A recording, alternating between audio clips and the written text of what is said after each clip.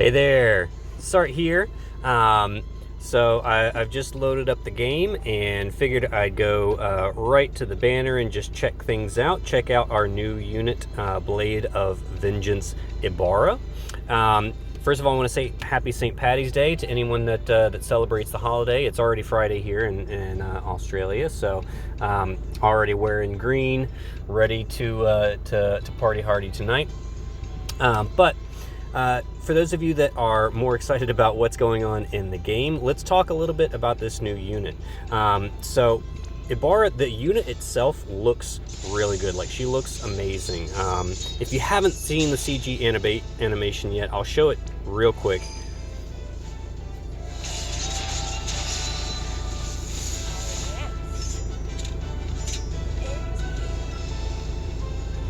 Yeah, it looks really, really good. They did a great job on the unit design as far as like the sprite goes, the CG and everything. Now, does the kit live up to all of that, all of the art and the design? Let's take a look. So this is, of course, realize that when we look at this is at EX3. So, there are certain EX abilities that you won't have unless you have her awakened to EX2. She gets all of her EX abilities at EX2, as all premium units have been getting here on the global side of things. Yeah, the basics, just looking, right off the bat, basic stats are okay. Not too shabby there on the base stats. And she's got resistances to your most important resistances, status ailments, of course, there, most notably like sleep, paralyzed, confused, and stone. Those are the really important ones. Blind, of course, because she is a physical type mage, so keep that in mind. And so if there's a boss that is physical immune, like in Dark Visions these days, she won't be able to hit the boss. Keep that thing in mind, but that also means that she's imbuable. She's an imbuable mage, so you don't have to necessarily stick to one element with her. As far as her abilities, she doesn't have a whole lot, but she's got some interesting things going on in her kit. So let's take a look. First of all, her Trust Mastery gives her 1,000 flat mag right off. If she's equipped with a katana, which she will be, because you're going to want to equip her with her STMR, she gets 100% mag passes, and then 100 Omni Killer. So a lot of this is pretty common with these premium units. They come with a lot of Omni Killers, just makes them easier for gearing, which is really nice. Just remember, it is a premium price tag, but it does make gearing for them much easier. It also changes her normal attack to Dark Concession, which just does some LB fill for the whole party, some MP restoration, and a 150 Dark buff for one turn. You probably won't use this. This probably won't see very much use, but if you had, if you had it set up where like the team was doing counters or something like that, like if you use like Bulwark or Esther to set up like team counters for a specific turn, you might see some use there. But considering that she's a mage that wants to use her mag store, you really don't want her doing any kind of counters, because that could potentially screw up her mag store when you're storing up for a big burst. So I doubt this is going to see a whole lot of use.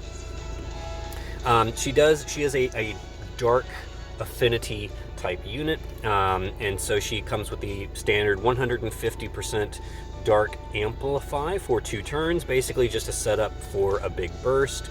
Fills her LB gauge, and it does a 300% mag store to prepare for the burst turn. Now, this is only one use, but she does have another mag store in her Braceshift form that's on a cooldown, so it's not just like one mag store and then she's left for the rest of the battle. She has another one in her Braceshift form. We'll get to that later. In her normal form, she has this one chaining skill, Malicious Flash. The mod is whatever, but it comes with on-demand 2-stack Mirage, which is kind of nice. It's nice to have that on a unit. It's kind of a, it will probably see some use in the current Clash of Wills, considering that the current Clash of Wills, the boss is going to be doing some physical attacks. You probably want some AoE Mirage for your party, so I think this is going to come in handy, certainly for the current Clash of Wills, probably for future events as well. Jimetsu Prayer is the human killer buff for the party for 5 turns. Does have full uptime as long as the boss doesn't do any kind of dispels. So 5 turn killers on a 5 turn cooldown. Kimetsu Prayer is the demon killer version. Same thing, 5 turns uptime with a 5 turns cooldown, full uptime, assuming there are no dispels, and that's for the whole party. So that's kind of nice. This Wish for Vengeance is just a... So this is only at level 1. If you upgrade it to level 5, it becomes a 300 full buff, 250% LB damage boost. It's kind of meh, it's whatever. It's nice to have, I guess, but we typically bring a support unit that's providing, you know, as good if not better buffs for the party. So this is just kind of whatever. Ryun is a lightning imbue for herself with a 45% amp and 120% lightning imperil. She does have a better lightning imperil on a black magic ability burst, which I'll get to in a minute. But yeah, I mean, it's kind of nice that she has this. This is kind of for a bit of flavor from her OG form, who was both lightning and dark element. But lightning is definitely not her strongest element. So Anun is where she gets her 135% dark imperil with the dark imbue and the 60% amp to herself.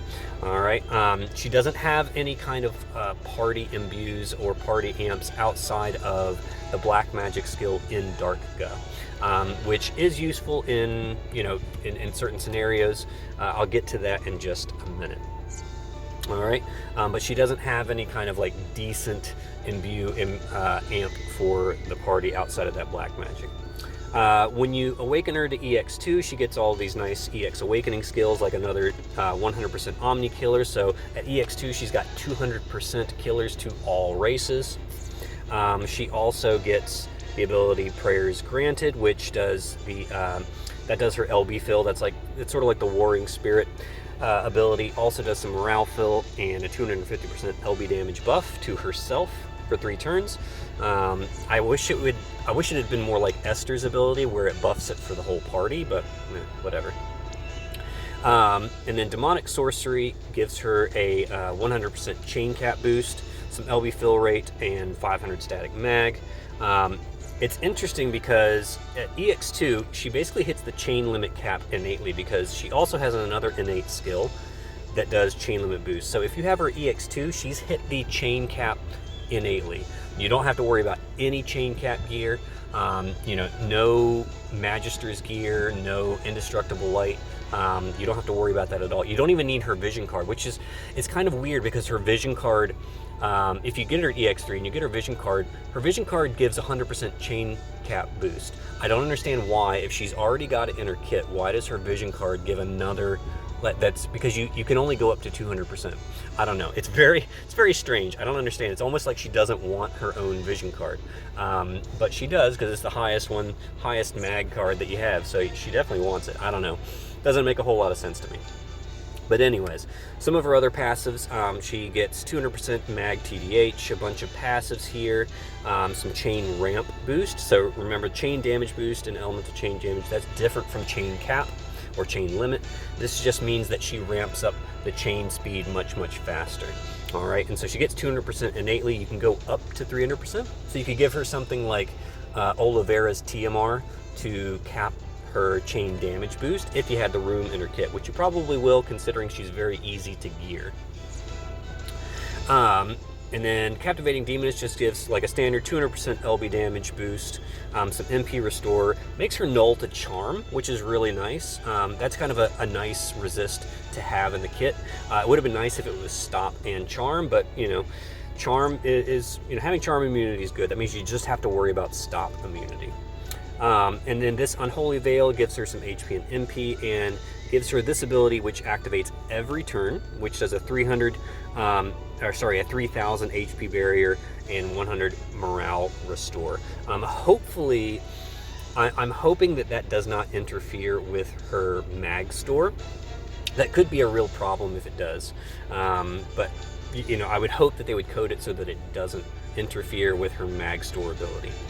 As for her black magic, she only gets this in her normal form. She has no black magic in her Bracious form, so keep that in mind. Bar Darkja is just like what we've seen in the past, the 200% dark buff with 50% general magic and physical mitt. and the 10 LB fill, and you can triple cast that with her triple cast. She can quad cast black magic, so like the Darkra, Burst, Thundara, Thundaga. She can quad cast all of those, which is kind of nice. Burst is that ability with the 100, well, you have to upgrade it. Upgrade it to +3 and it becomes a 135% lightning imperil. Same as what we saw on like Sakura.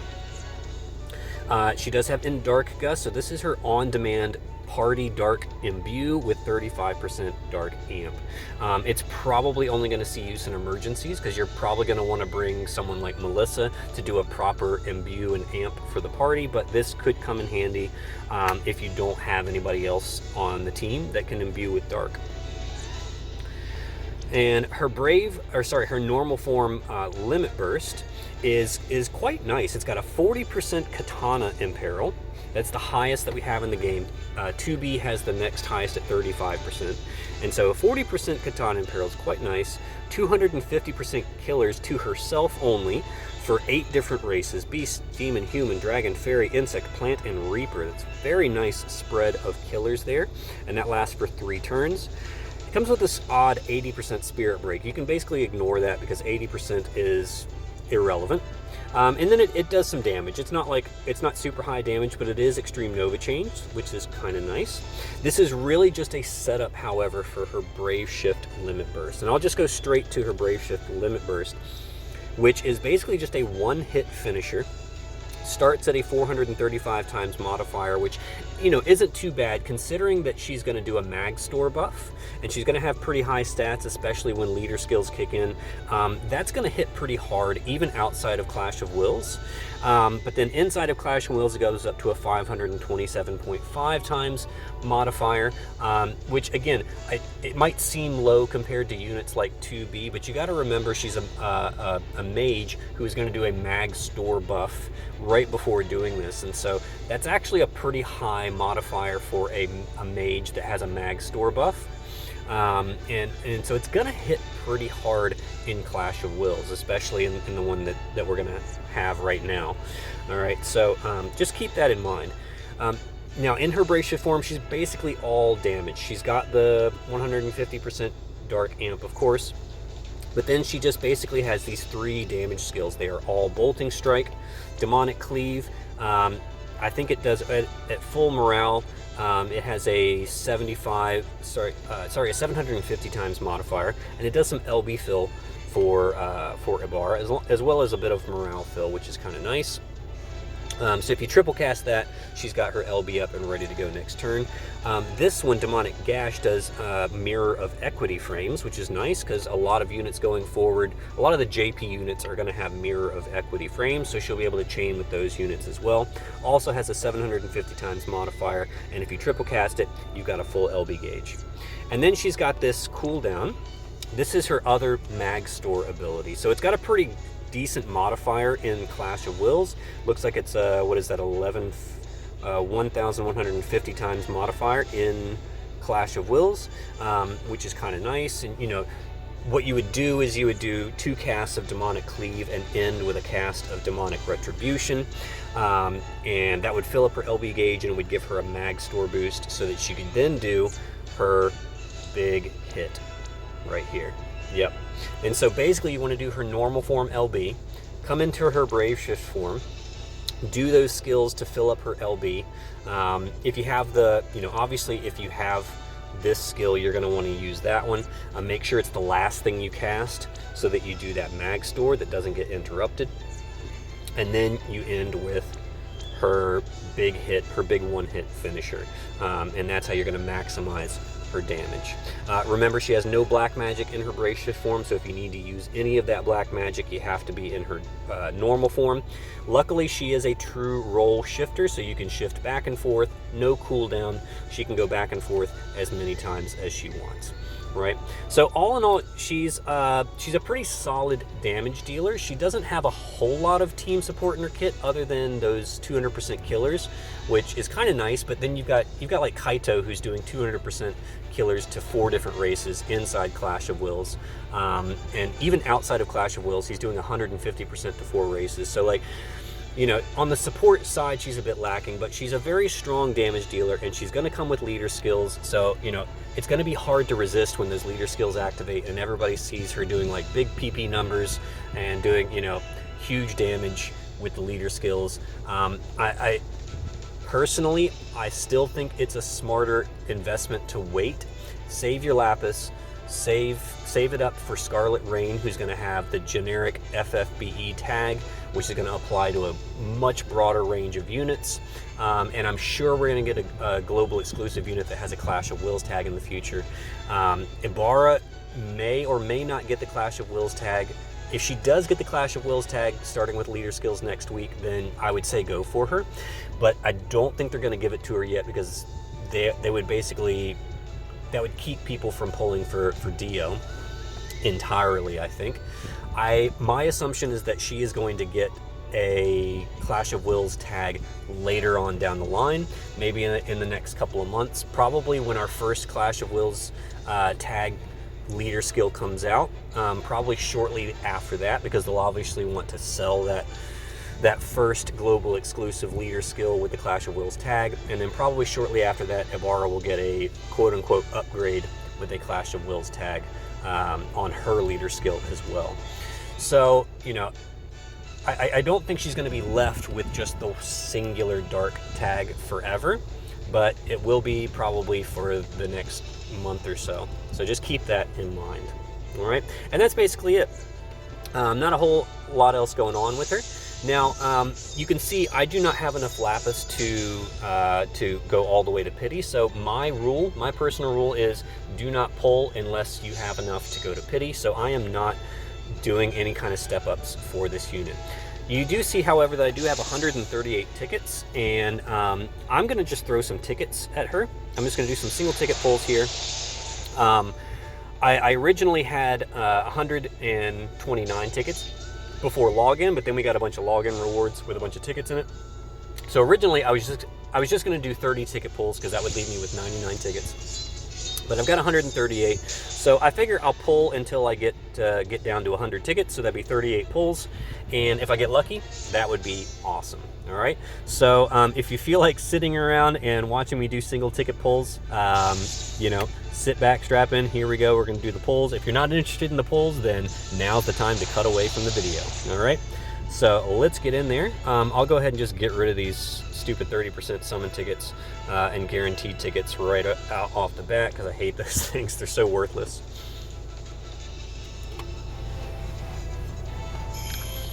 All right, let's see what we get. All right, Rainbow.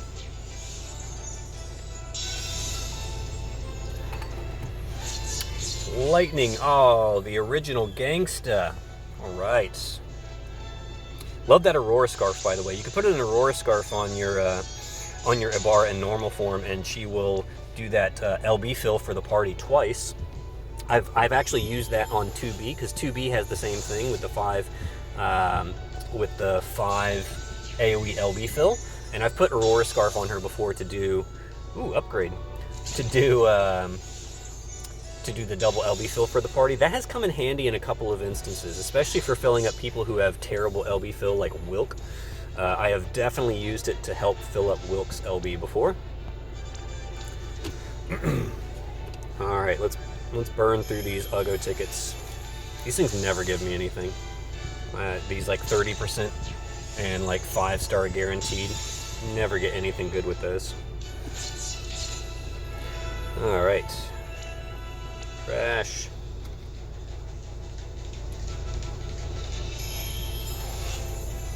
Oh, give me something good. All right. Yep, there's the guaranteed Rainbow. Lilithette, hey, she's at least useful in that Final Fantasy XI exclusive trial, which you may have noticed I didn't actually do any content for that, because frankly, by the time I got up in the morning, there were basically 2 strategies to clear it, and they had already been done. There was the poison it and wait for it to die, or there was the have 2 of Ayaka's vision card and a bunch of strong Awakened in a bunch of like whale gear and kill it in 5 turns. You may have seen a video, some videos put out there using an exploit where you can bring your own party unit. A lot of people bringing 2B to the fight, and I'm not too proud to admit that I used that to get the 5-man missions, or sorry, the 6-man missions. I'm a little unfortunately, it looks like Gumi has caught wind of it and may fix that bug. But yeah, hopefully not. They put it in the news though, so they put it in their incoming. They put it in the news for a known issue, so that tells me that they're probably going to try and fix it, which sucks. Because it'd be nice if we could continue using that for future events that are really, really crappy, like the Final Fantasy XI one. Alright, so far, not so good. That's alright. My tickets have actually, these past few banners, my tickets have been much better than my Lapis pulls anyways, so I'm kind of hoping my ticket luck will continue. Alright, let's try some 3-star tickets. Maybe I can get an upgrade here. Upgrade, can we get all the way up to a Neo? Nope. You can usually tell if the when the exploding animation is like a little bit quicker and the screen turns to white really quick, like faster than usual. That's usually how you can tell it's gonna upgrade. But all right, I would love to actually see a Neo, like a natural Neo, come down. That would be nice. Seeing a lot of the same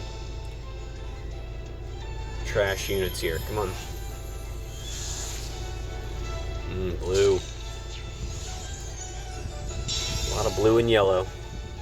Basically like my dark vision ticket pulls. I think those were all blue and yellow. I don't think I even got a rainbow on my dark vision tickets pulls. That was pretty bad. I wasn't too happy about that. All right.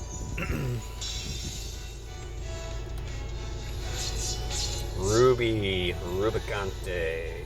Love Final Fantasy IV. One of my favorite villains because he was very honorable. He would always heal you and make sure you were at full strength before you fought him. I love that. It was, it's just a neat thing about Rubicante's character. I love it. Very honorable villain. Shinju. Yeah, chains and whips. Oh gosh, chains and whips, Shinju.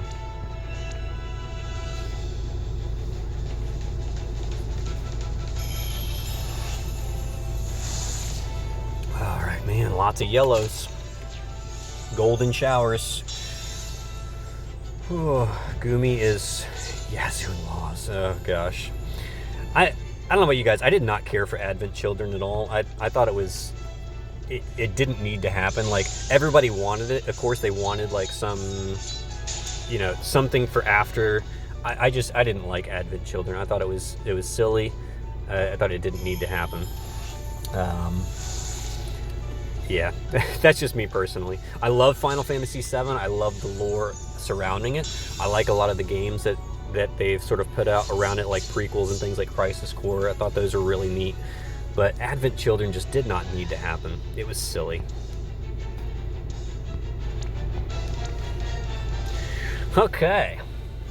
Well, so far not so good. I'm not sure that my Neo rate is effective here. I figured if I threw 38 tickets, I figured I'd get at least one Neo in 38 tickets. I figured the chances are good of getting a Neo in 38 tickets, but it's still 22 to go. 22 to go.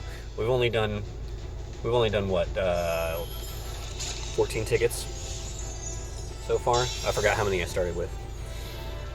Soul. Another great villain. I like Soul. I feel for the guy.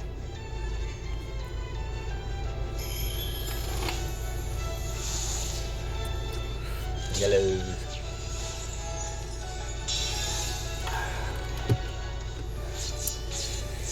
Ooh, Dietlinde? I don't even know how you say her name.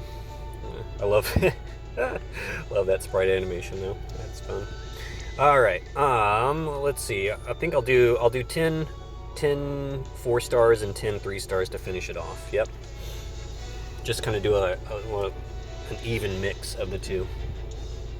So I'll do 10 4 stars, 10 3 stars tickets, and then we'll call it.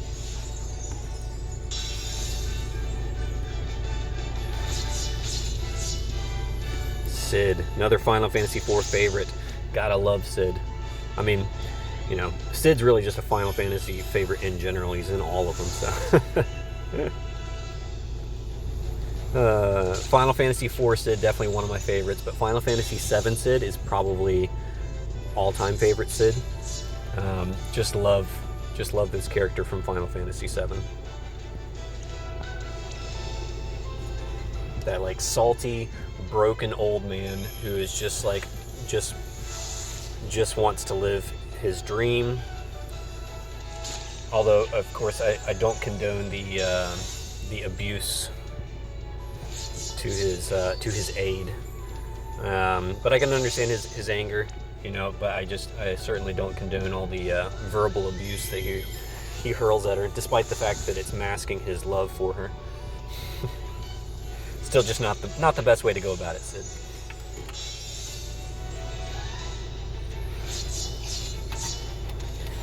Okay. Come on, tickets.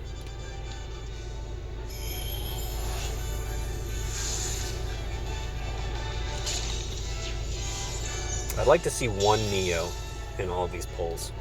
Like, I want it. God, another Leopold. Seriously?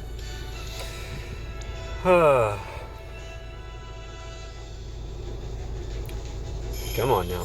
Be good to me, tickets.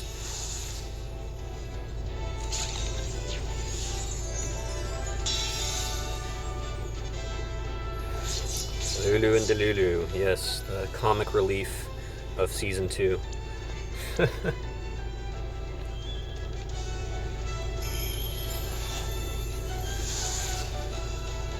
Okay. Come on, I need an upgrade. Give me an upgrade. Yeah, come on, let this be it. Nope. Damn. Hey, Sylvie. All right, that always makes me happy to see my girl Sylvie, even if it is only the 7-star version. Even the 7-star, she's still great for like new players that are just starting out. Even if you get a 7-star Sylvie, she's a great support unit, man. Great support unit.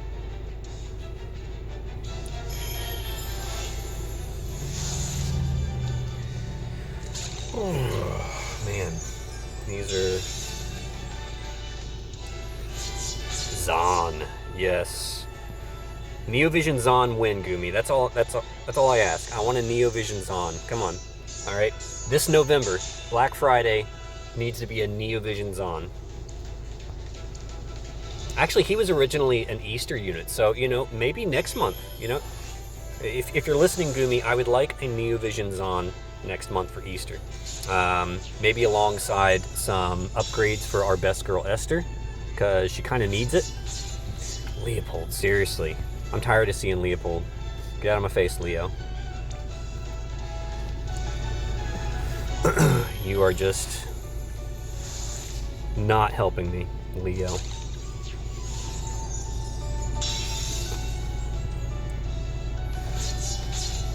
Eclipse. Okay. Trying to be a bunny girl, but she's just not living up to the dream. All right. 10 tickets left. 10 pulls left. Let's do this. 10 pulls. Got to be a Neo in one of these, right? Not the first one, unless it upgrades. Which it's not.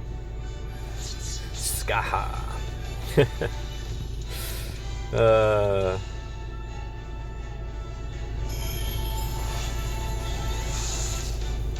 Alright, another blue.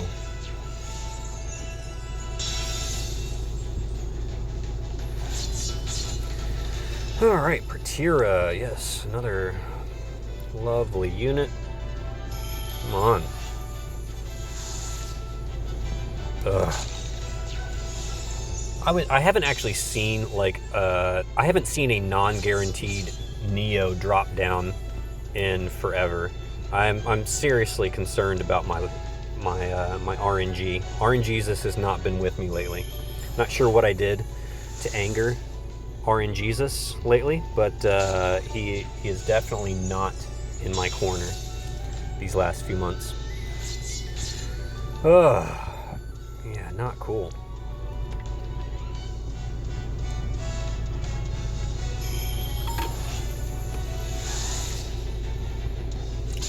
Come on. Give me an upgrade. Mizey. I'm seeing a lot of the same units. I don't really like that when I start seeing a lot of the same units. That's typically when I stop and restart the game. Just because I feel like I feel like if I start doing a lot of pulls, it gets like stuck in a loop when I start seeing a lot of the same units. There's probably nothing to it, but sometimes I feel like things improve if I restart and reset the game. But I'm not going to bother. I'm almost done here. I'm just going to finish this out, and then I'm done pulling on this banner. Because clearly Gumi does not want me to have this unit. Jiraga. Another Season 2 unit.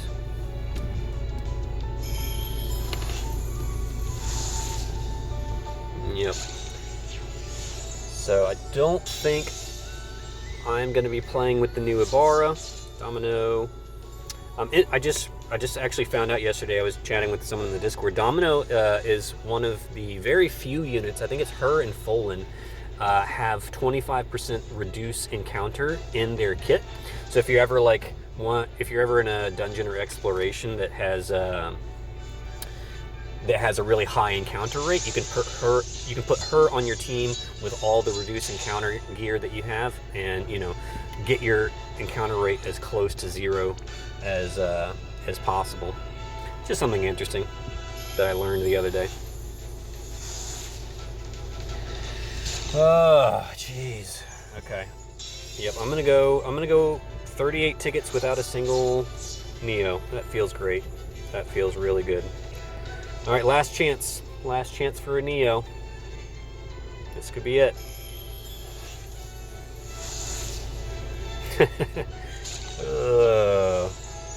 Upgrade? Nope. Oh my god, what a dud. PNK2. Like, the worst. Alright, so we do have, I think we get free daily 5 summons or something. Yeah, the free dailies here. So let's see what I get with this one. Probably nothing.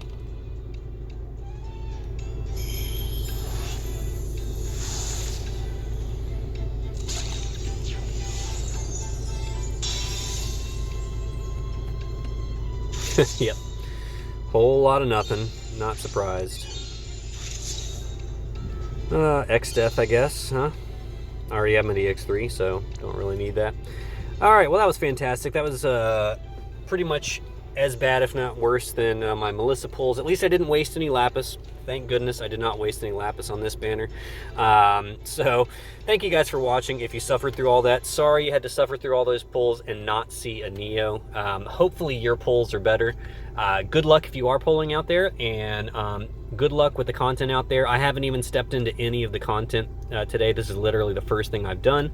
So stay tuned. I will be putting out some more content with clears of like Clash and Wills and any other events and anything like that. So stay tuned, and I will see you on the other side.